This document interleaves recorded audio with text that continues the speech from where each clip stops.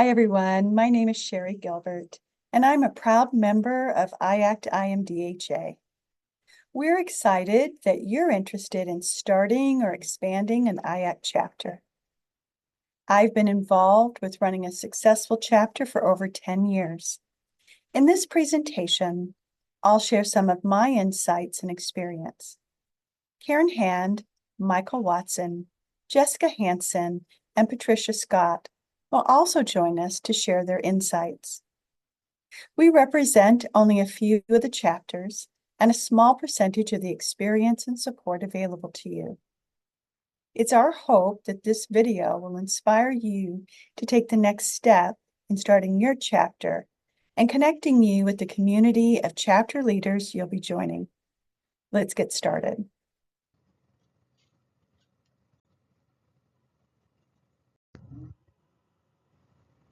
Some of you may be considering starting a chapter. You may be running a newer chapter, or perhaps you're looking to expand the chapter that you've been running for some time. An important consideration is location. My chapter started out in person, using space at a local school. During the pandemic, we moved online, and that allowed us to expand our reach to hypnotherapists that live outside driving distance to our previous location. We've chosen to stay online for that reason. To make it easier for our attendees, we use the same link each month, and when possible, we publish the topic for the meeting a few months in advance. There are definite advantages to both in-person or Zoom meetings, so you can choose the option that fits best for you.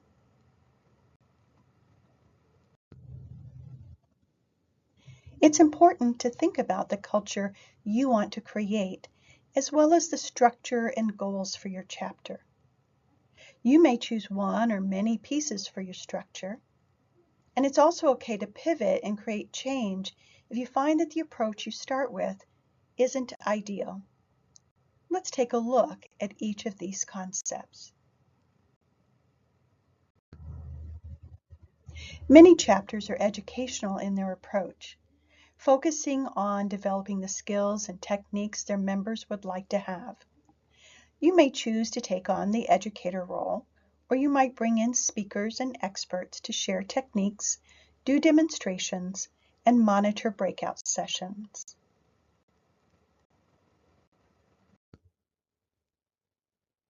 I personally love a good mastermind group. This works well if all of the attendees wish to participate, rather than simply receiving information. The concept can be complex or simple.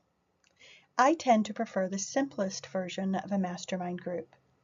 As the attendees arrive, in person or online, they add a topic they wish to discuss to a parking lot, which is typically a whiteboard or the chat box on Zoom. They will list a number next to the topic, representing how urgent the issue is for them. You can use a 1 to 5 or 1 to 10 point system, and the higher the point, the more urgent the topic is. This is helpful because you may not be able to address all of the topics during the time allotted. The leader will use the numbers to determine the order and ask the first attendee to describe their challenge. This might be around skill set, a client, or even a business-related challenge.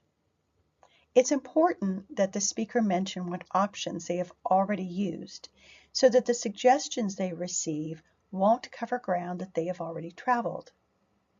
In some groups, this is timed to ensure that a number of different topics can be addressed. Once the topic is shared, the other participants may ask for clarification on the issue, and finally, suggestions are made. The group will then move on to the next topic.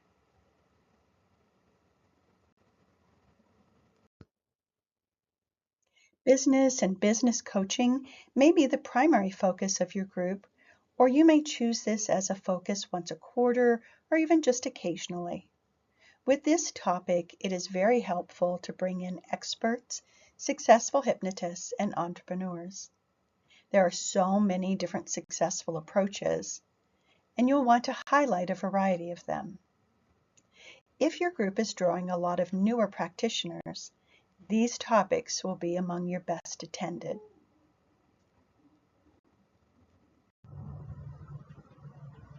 Some chapters choose to have some or all of their meetings open to the public, and they take on the important task of educating the public and giving people new to the concept of hypnosis a safe way to explore it. This might be an annual event, or you might invite the public to join in for the second half of your meetings, allowing the hypnotist to break out and practice techniques and perhaps gather some new clients.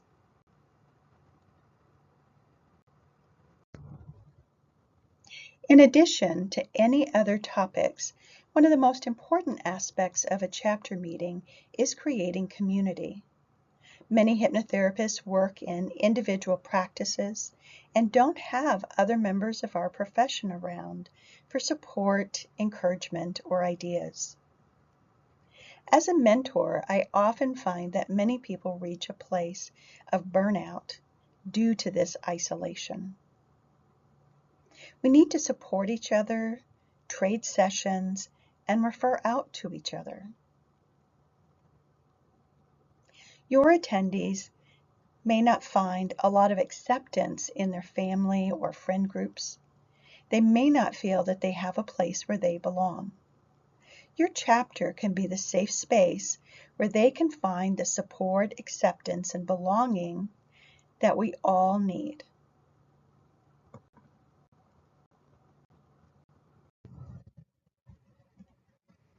No matter what organizational style or goals you choose for your chapter, you'll want to draw attendees. So here's a partial list of the ways you can get the word out there.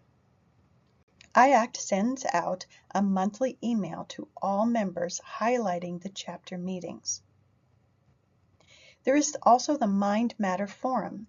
Encourage you to post about your meetings as well as devoting a small amount of time responding to questions and posts. These are both great resources for you, so be sure to take advantage of them. You can also connect with hypnosis schools and organizations. If your meetings are in person, look for schools and organizations fairly close by. If you meet through Zoom, of course the world is available to you. Use social media. There are a lot of online hypnosis groups. Join them and promote your chapter. A very effective tool is to start an email list of the attendees and those that express interest, and send out emails announcing the topic lineup and reminding everyone about the meeting. It is important that the meeting be on the same day and at the same time consistently. And if you're on Zoom, consider even using the same link each month. This consistency makes it easier for everyone and will increase the number of repeat attendees.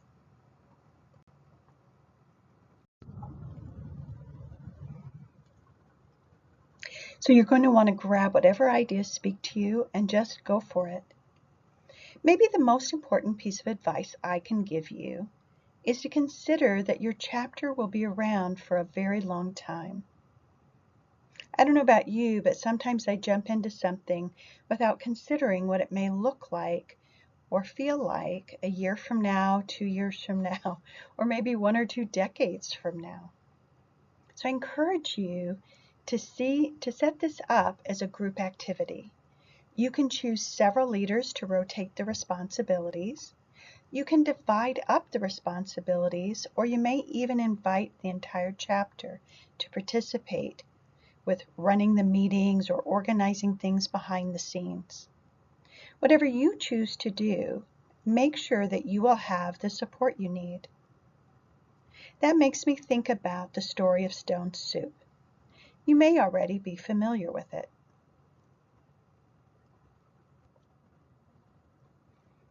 Once upon a time, there was a great famine.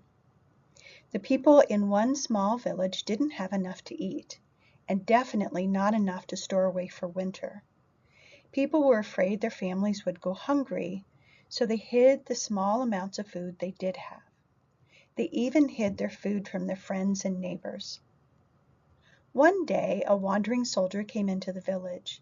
He asked the different people he met about finding a place to eat and sleep for the night. "There's not a bite to eat in the whole county," they told him. "You'd better keep moving on." "Oh, I have everything I need," he said. "In fact, I'd like to make some stone soup to share with all of you." He pulled a big black cooking pot from his wagon. He filled it with water and built a fire under it. Then he reached slowly into his knapsack, and while several villagers watched, he pulled out a plain gray stone from a cloth bag and dropped it into the water. By now, hearing about the magic stone, most of the villagers were surrounding the soldier and his cooking pot. As the soldier sniffed the stone soup and licked his lips, the villagers began to overcome their lack of trust. "Ah," the soldier said aloud to himself, "I do like a tasty stone soup. Of course, stone soup is better with cabbage in it." And soon a villager ran from his house into the village square holding a cabbage. "I have this cabbage from my garden," he said, as he held it out for the soldier. "Fantastic!" cried the soldier. The soldier cut up the cabbage and added it to the pot.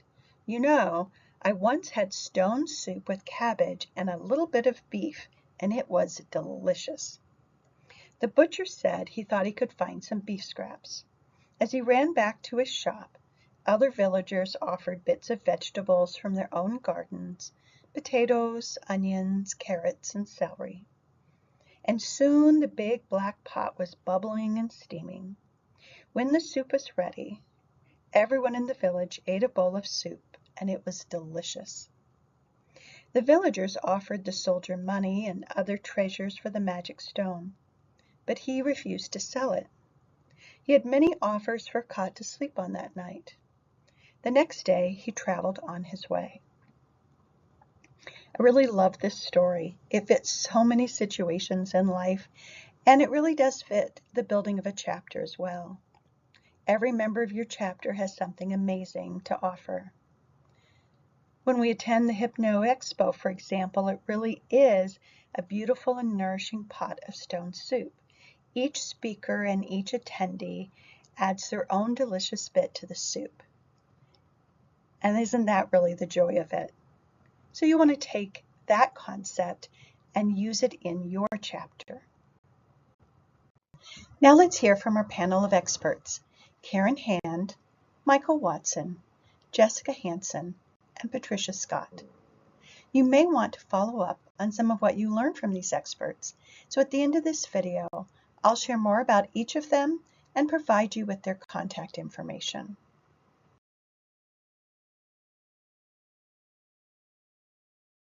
First, I want to ask you about how you got involved with running a chapter. Can you give us a start? I understand, Michael, you started the chapter. Mhm. Well, yeah, and actually, by the way, I noticed that biography is kind of interesting, but a little dated. It's been 45 years now, actually, and how I got involved in doing the chapter was that 45 years ago, I was a priest in the Episcopal Church and had spent 2.5 years in a Benedictine monastery. Came out of the monastery to do pastoral counseling in the Diocese of Chicago.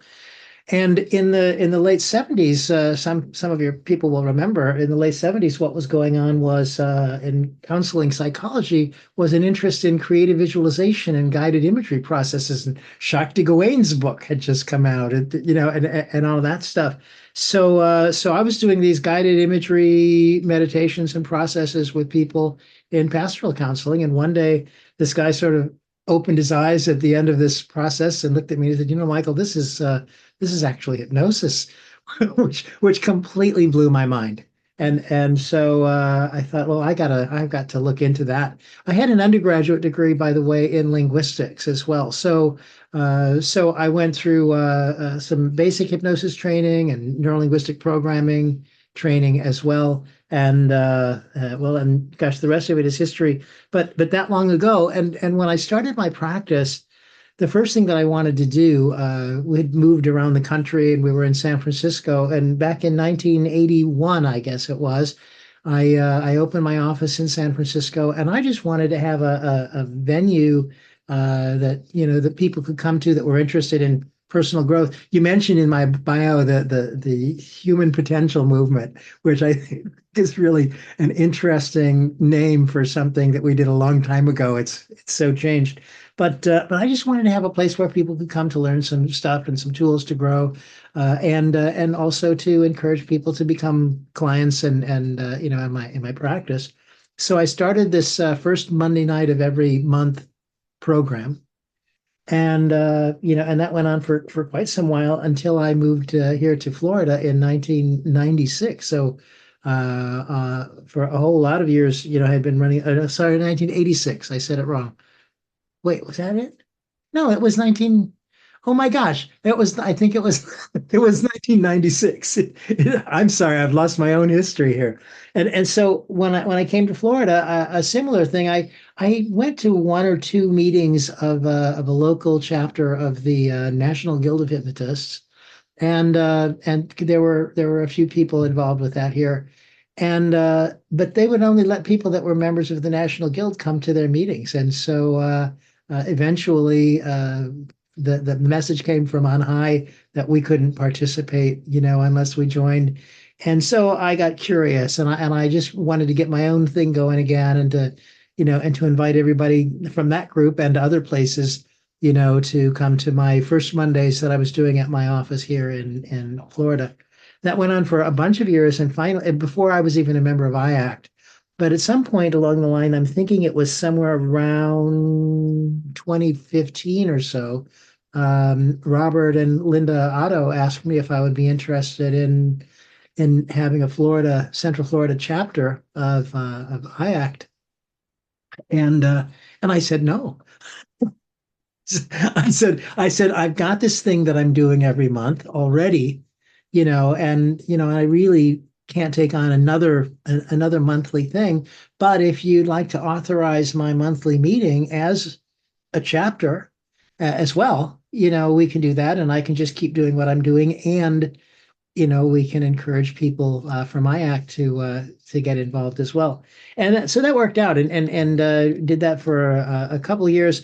Right at the beginning, though, I wanted that to grow when it became a chapter, and so I made it a teleconference.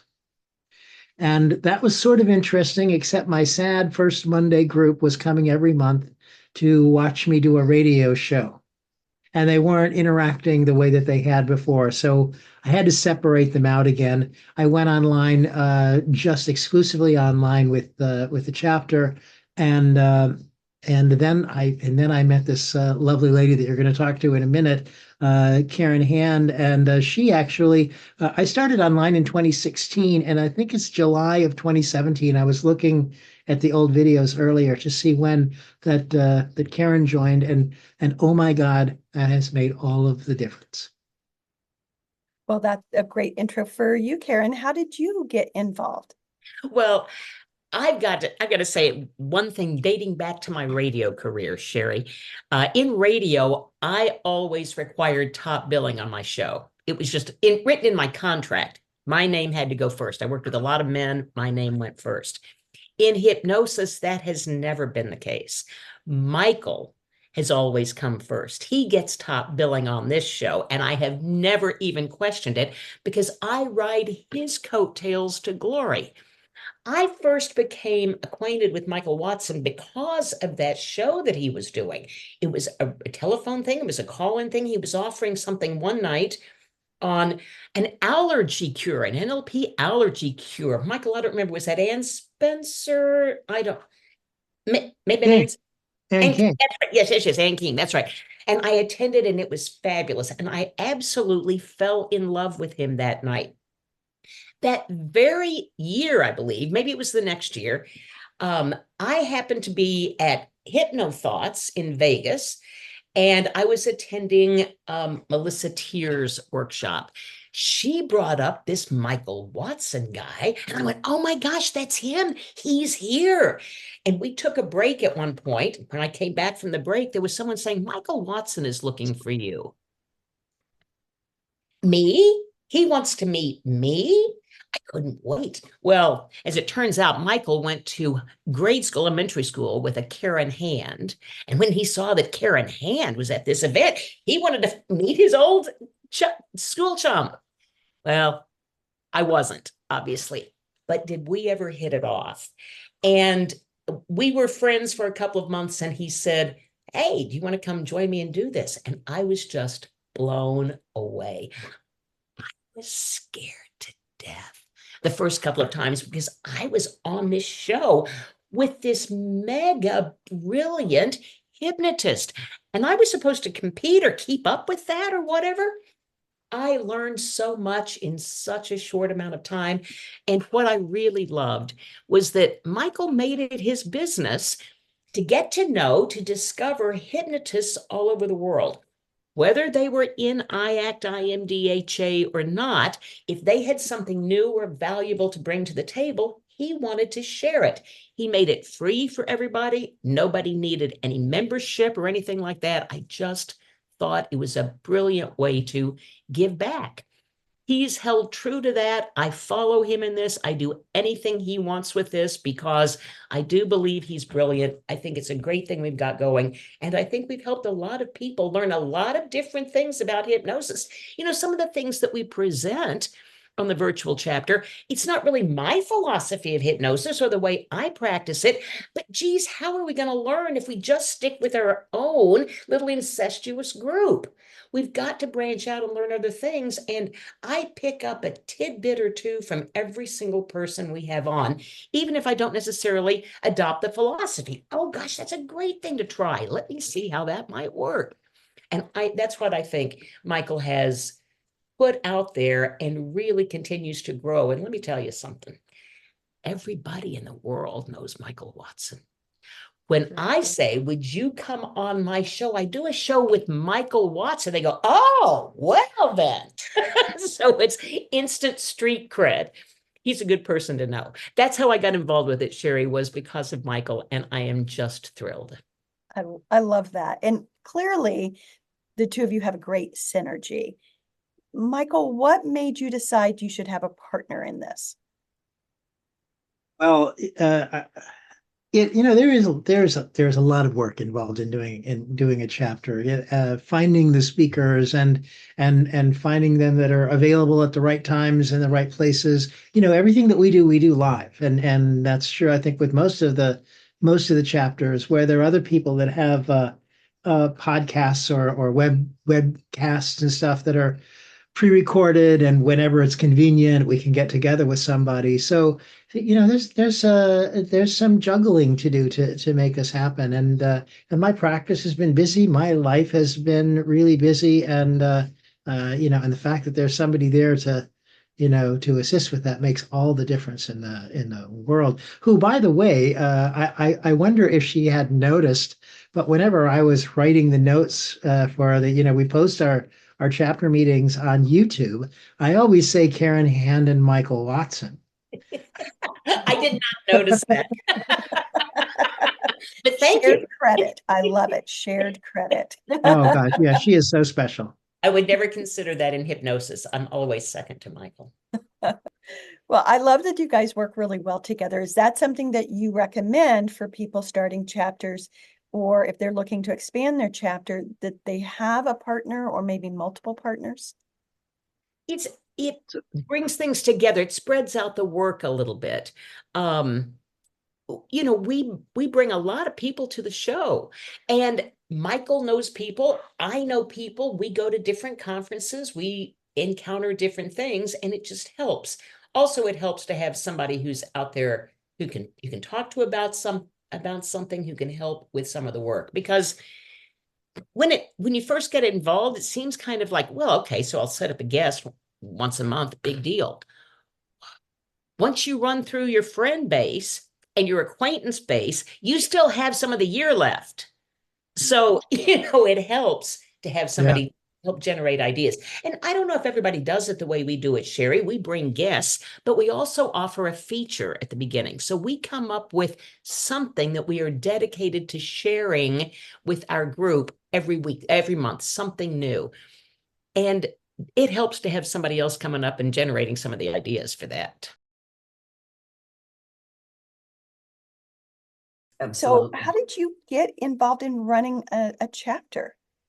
Well, years ago, when we were doing everything live, many years ago, I was doing a monthly, what I called a master class, because once I became a trainer for IACT and then later IMDHA, I wanted to have my students have a place to practice. Because when I was trained all those years ago, they train you and then they throw you out in the world. And back then they didn't even really talk about business or anything. Of course, we didn't have the internet back then, but still, I didn't know what to do. So I made a lot of mistakes and so when I started my practice, when I started becoming a trainer, I wanted to have a place for my students to come and have actual hands-on practice with people from the public sometimes. And also, I'm a big believer in us being ambassadors for educating the public. And since my specialty has always been, since 92, I started in the medical side of hypnotherapy, is educating the medical community, the healing arts professionals, the nurses, the physical therapists, all these different people that work with the mind-body connection and aren't always all that well trained in how to make that connection and how to use hypnotic language as we know how to do it to help people to make changes that can be more permanent and more profoundly dramatic than what sometimes just a superficial change can happen. I think it's beautiful that you've invested so much time educating medical professionals, because they do have these incredible opportunities to use language in a way that helps people. And often, probably most of the time, they're not really well trained in that Right. arena. Right. And sometimes they don't realize they're literally what we would call hypnotizing their patients. Yes. You focus on things that aren't necessarily the outcomes that you really want them to focus. And of course, because of liability, they have to do that. But I don't think I answered your question, because I was already doing a monthly masterclass and bringing in the public live. When I started my chapter years ago, I guess when they first started doing those, I jumped in right away, as I usually do. And I thought, I'll make it part of my monthly class that I already had going. So I started doing it as the first part of these little educational trainings as a chapter meeting, and to be able to explain, different areas of the business side of it and how I'm involved with IACT and IMDHA, of course, and helping people to be introduced to some of the resources and possibilities that are open to them for further study, for interacting. And I'm, like I said, I'm a big believer in hypnotists interacting with each other. I love meeting other hypnotists. Mm-hmm. And sometimes I meet people. When I first moved to Florida, I didn't know anybody, and I was trying to find everybody I could find. There weren't hardly any hypnotists in Tampa Bay back then, by the way. And partially, I'm sure, because of my school and just getting the word out, they're everywhere now, and that's a good thing. But I would go to meetings like Chamber of Commerce, and one time I remember in particular, someone said, there's another hypnotist here, right? This big social gathering they had, right? And I said, where, and they said, well, isn't that competition for you? And I said, honey, there's no competition for me except right here. I said, I want to meet this person. And we became best friends instantly. And, that's, to me, that's where we grow, and by being inspired. And that's, to me, what the chapters are, to educate and to inspire each other. And I keep mine open to the public and to my clients. I tell my clients about it, because I do them online now. Since COVID, I just started doing them online. But when I turned it into the online thing, I do what I call a 1 hour free webinar, mini webinar every month. And it is also a chapter meeting. So I incorporated in the beginning of it. And it's free for anybody who wants to come. And I edit them and put them on YouTube afterwards. So if people can't make it, they can go back and, watch them. But to me, it's about educating, and also just that camaraderie that we get from being in a virtual room together. We still get that connection with people, because I know people that I've only met online that I feel like I know them like my best friend next door, And so there is, I was kind of surprised, that closeness and that real connection you can make with people even online. I do think so, because of the consistency, right? If you're meeting regularly every month, you do start to feel like I genuinely know this person. And then when you're at the Hypno Expo, you can meet in person and maybe have lunch. Exactly. I think your point is very well taken. I do talk to a lot of hypnotherapists that feel very alone and very isolated in their work because they're in a private practice just by themselves, and they don't have anyone to bounce ideas off of or to seek support from. So I love what you're doing. Tell me more about keeping it open to the public. I know not all chapters do that. Yeah, and that partially comes from back at the beginning of my career. I started the first chapter of the American Board of Hypnotherapy out in California with another lady because we wanted somewhere where we could get together with other hypnotists, and we opened it up to people who weren't members of ABH, which didn't go over really well back then. And we said, too bad. We want everybody to interact. And to me, anything that, like, the name of my company is Unlimited Possibilities Club. The up in my, that's what it stands for. And to me, anything that limits anything is a turnoff to me. It always has been. And to me, more is always better. To have more people exposed and have access to information, again, inspiration, all these things that we do in hopefully our, in our chapter meetings. And if there's somebody new that hasn't thought about maybe even becoming a hypnotist or just learning more about hypnosis or starting their own chapter, which hopefully this will inspire people, because the more people you meet and you get inspired, the more people that you meet and get inspired by and share information with, the more possibilities are going to open up for everyone involved. And isn't that what life is? It's meant for us to evolve and grow and expand, not to contract and, guard ourselves from other people. To me, that never made sense. So always open to anybody. It's my understanding that you run your chapter primarily by yourself. Is that accurate? Yeah, I've always done it alone. I always did the master classes by myself. And when I started it, I did it for that reason. Every once in a while, I do bring in someone to present something. But so far, I've been in this business for almost 33 years now. And I have this sense of urgency as I get older that I want to share from my great teachers and mentors through the years. I was just lucky to stumble on some of the most amazing people and not even realize it sometimes till later, And so sharing in a 1 hour, there's not a lot of time, obviously. So I like to share my overview and then offer more information, more resources, again, online or different videos people can watch to further educate and inform and inspire themselves about whatever that topic was for that night. But I've just got so much in here that I want to share that so far I don't bring in a lot of for that little 1 hour. I do a lot of other things that I bring in all of my amazing colleagues that I'm lucky enough to live in the same world with, because I love to share. Matter of fact, some of them end up showing up for my trainings. They just show up because they want to be there and interact with students that are learning this, that are excited, that are hungry.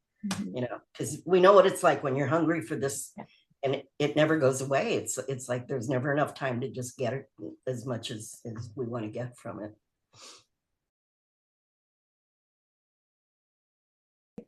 I'm not sure where to start first. Let's talk about HypnoTurtle. Oh, so HypnoTurtle is actually a gift from my mom. Because my logo is a turtle as well. And I have found that bringing HypnoTurtle with to events makes me more approachable as a hypnotist. There was a huge difference in approachability as soon as I started dragging him along. People just came up and like, oh, obviously kind of Franklin-ish, but for some reason, a stuffed animal makes you very approachable as a hypnotist. So I would walk right up to you. He's so adorable. Yeah. I would want to see if I could squeeze him. Yeah, and people go, can I take a picture with him? I'm like, sure you can, but I do leave my Hypnosis Works button on him, and he generally does wear his hat. So love it. Love it. Yeah. That's a stroke of brilliance. And that's part of why we have you on our video today, because I think you've got a lot more brilliance to share with us. So I want to hear, tell me about the chapter that you run. How long have you been running it? What made you decide to do that? Yeah, so the chapter meeting I run here in Minnesota with one of my former students, actually, Tony Baumgartner. Her and I kind of co-run it. It came out of necessity, actually, because I was having so many clients after our COVID spell just saying, I don't belong anywhere. And I'm digging into this and I'm digging into that. And I don't belong at church. I don't belong at work. And they're just so lost and floundering. And of course, they were coming to me for personal work, but I heard it from so many people. And finally, it was like, you know what? I need to have a chapter meeting, a place for people to meet each other because they all had things in common. So then I reached out to my former student and I said, hey, are you game for this?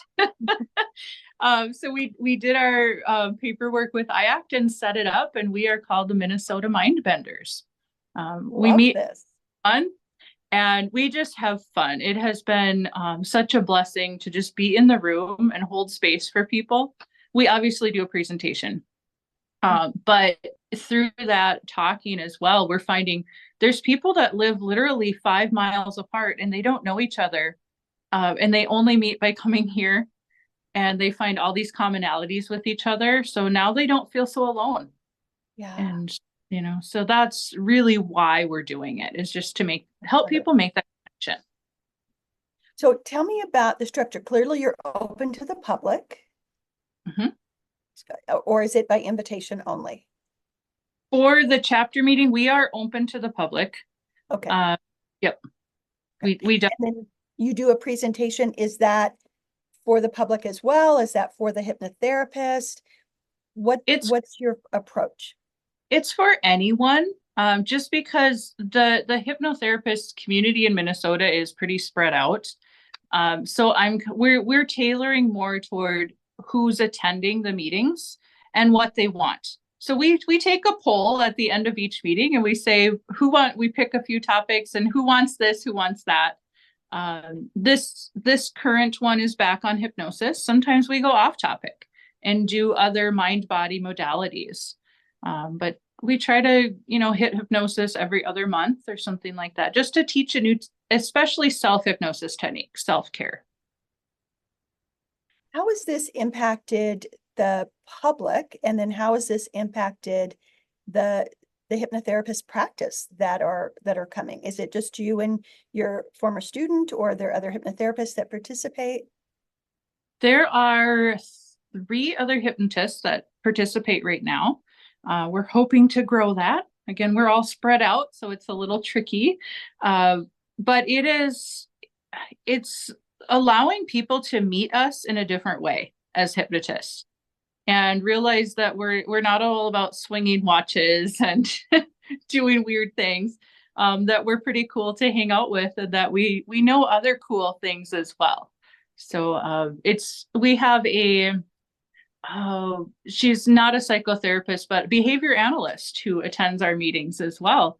And she too is just feeling lost, like, what do I do next? And I think her next career, she's kind of been hinting of like she wants to take hypnosis training as well, because she's getting burnt out in her career. It's not the helpful career she thought it was going to be. So doing something different. Yeah. I love what you're doing. It's very different from my chapter, and I'm very inspired by what you're doing. Is it aligned with what you originally set out to do, or have you evolved over time? I would say it's pretty aligned. I would love to have more hypnotists collaborating together. I just honestly don't know how to do that at this point. It's something I think we'll have to explore, because I know a couple of years ago, we had some legislation, possible changes coming down the pipe at us. And I reached out to almost every hypnotist in the state that I could find in Minnesota. And I did find, by and large, a lot of them felt alone and just out there on their own. And that's where it kind of started just percolating and brewing inside of me. Like, we need to change this somehow. So this may in the future, with my helper with the meetings, I think we're probably going to add in a online aspect for them, just because we are so spread out, and just let them come and be a face and a voice in a common place for us to meet.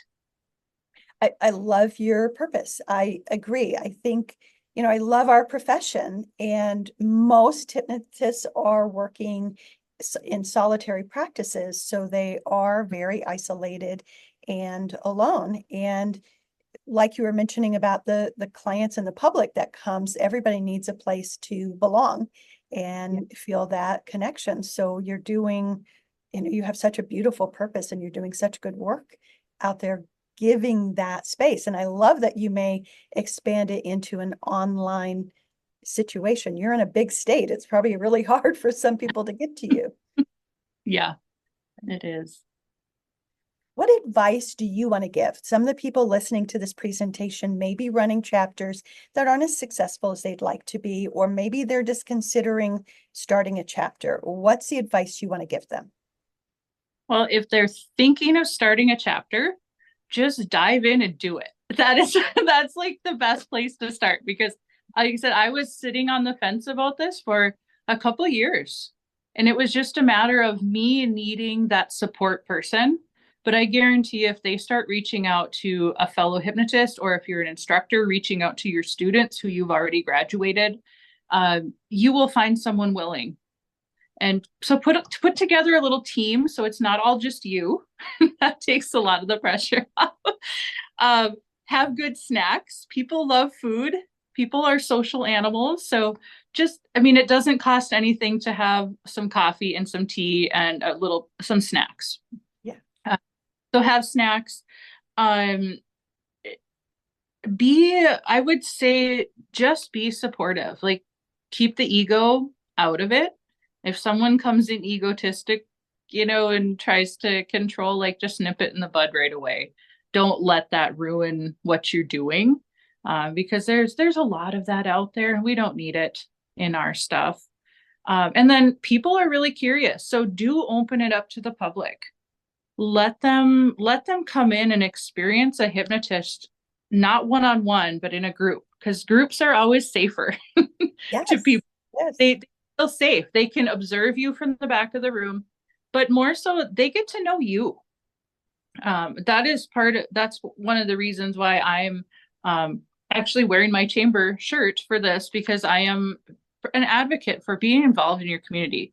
Volunteer, get involved in some social groups, a Chamber of Commerce, a BNI meeting, those kind of things, to meet people and let them meet the you, not just the hypnotist. That is a huge thing. And the other thing I would say about a chapter meeting is do things that get the people that attend involved. Oh, so I like that.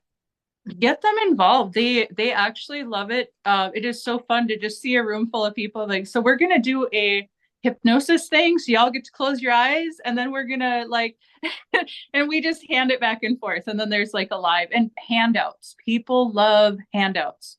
So just print up something that has the basics of what you are going to talk about for them, and then let them take notes.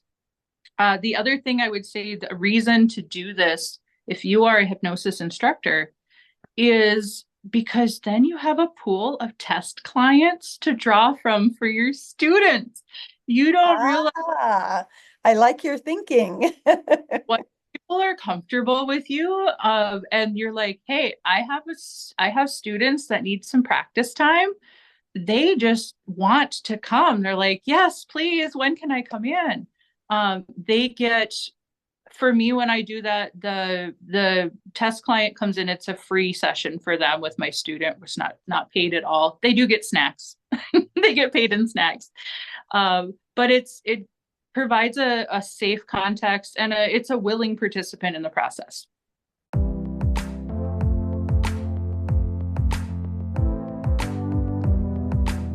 Karen Hand is a board-certified hypnotist, trainer, mentor, international best-selling author, and world-class communicator.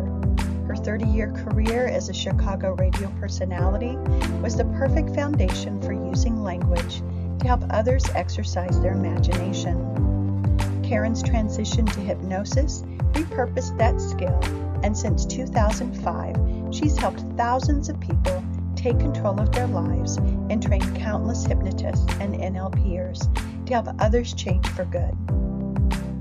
Karen sees clients and conducts trainings globally via Zoom. She's received many awards, including Hypnotist of the Year, Educator of the Year, Leadership Award, IMDHA Pen and Quill Award for Literary Excellence, and the IACT Distinguished Service Award.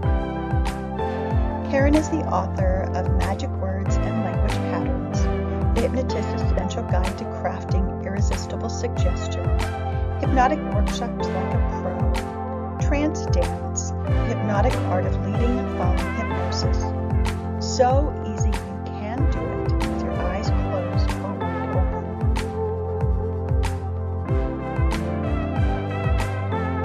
Michael Watson is an internationally known trainer and consultant with a vast wealth of experience. Some of that experience includes his being a member of IACT and being on the board of the International Medical and Dental Hypnotherapy Association. He's a former president of the Hypnosis Education Association. He's IACT's 2009's Educator of the Year and representative to the Council of Professional Hypnosis Organizations. Michael is on the training staff of Salad Seminars, NLP Comprehensive, and the Up Hypnosis Institute. He's on the faculty of HPTI. He is the director and primary trainer at Phoenix Services for Personal Development and NLP Florida.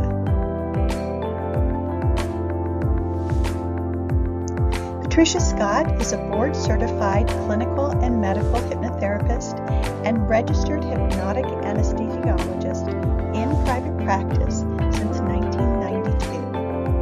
She is president of Up Hypnosis Institute in the Tampa Bay area of Florida, a certified master trainer with the International Association of Counselors and Therapists, and life diplomat with the International Medical and Dental Hypnotherapy Association.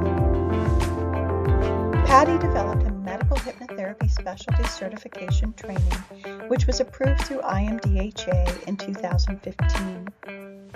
Prior to 1992, Patty had an impressive 20-year career as a professional singer, actor, dancer, and published songwriter. Jessica Hansen considers herself an educator first and a hypnotist second. She is co-author of IACT's training manual, owner of a state-licensed hypnosis school, and author of 3 books, as well as the creator of the Turtle Transformation Process. She is Roy Hunter's chosen protege, helping to preserve and make available Roy Hunter's contributions to hypnosis. She is often described as an old soul because of her many experiences. She learned hypnosis at the tender age of 13.